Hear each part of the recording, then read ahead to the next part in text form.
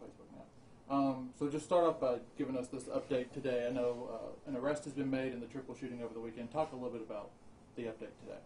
That's great.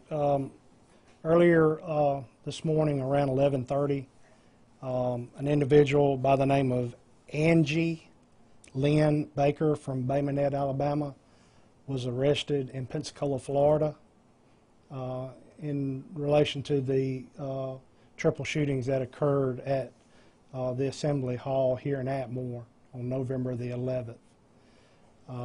Mr. Baker was taken into custody and transported to the Escambia, Florida detention center, and he will be extradited at a later time to Alabama to answer to these charges. And can you say how and where he was arrested in Pensacola? He was arrested at an apartment complex, I believe, in Pensacola. And I assume that you all, during the investigation, I guess, reached out to the neighboring counties. I assume they were on the lookout for him. It wasn't something where he turned himself in.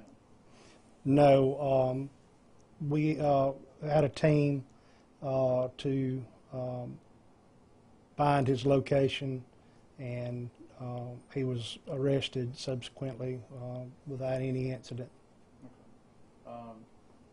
And I was mentioning earlier about a prior criminal history. I mean, I don't think you all have ever dealt with him in your jurisdiction. Is that right? That is correct. Okay. Any other arrests that are going to be expected in this investigation, or are you all? Is it just investigation going to continue? This case is in no means completed. We will continue to investigate this case, and if there are any more arrests to be made, we'll make them. How has it been as far as, I know there were a lot of people there that night, communicating with witnesses. Is this something where you're wanting the public to come forward and to give you all tips to help in the investigation? Yes, I mean, that would be very helpful. If you have any information whatsoever, we would love to speak with you. If you were there at the club that night and have any information to provide.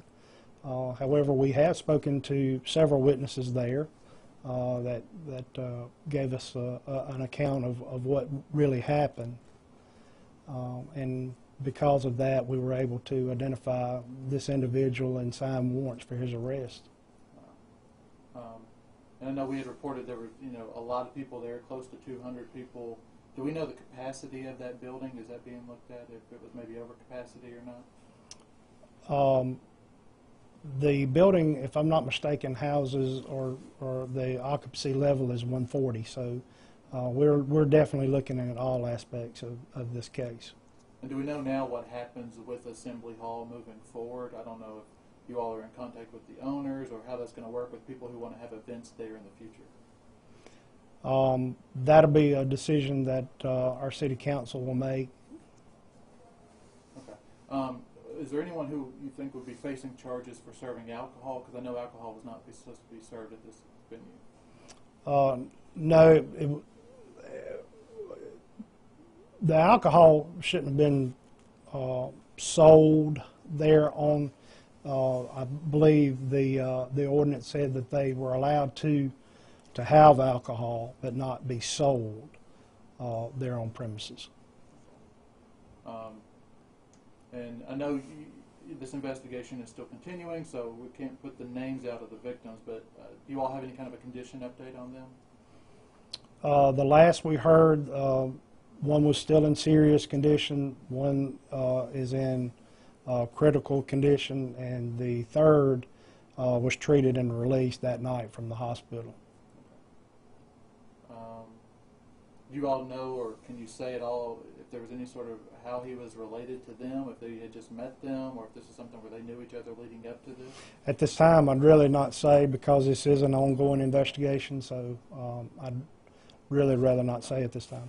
And do you all know how soon he'll be extradited here to Escambia County, Alabama? I do not, but we will start that process immediately. I guess what's the next step after that when he gets here? I guess he needs to go before a judge here, right? He'll go in front of a judge for a bond in which, we will strongly petition our district attorney to oppose bond for this individual, but he will go in front of a judge for bond.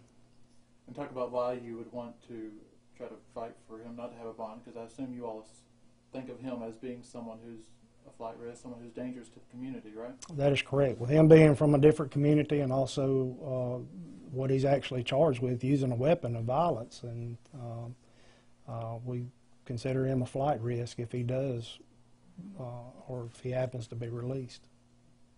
Okay. Anything else you could think of that you'd want to add? Nope.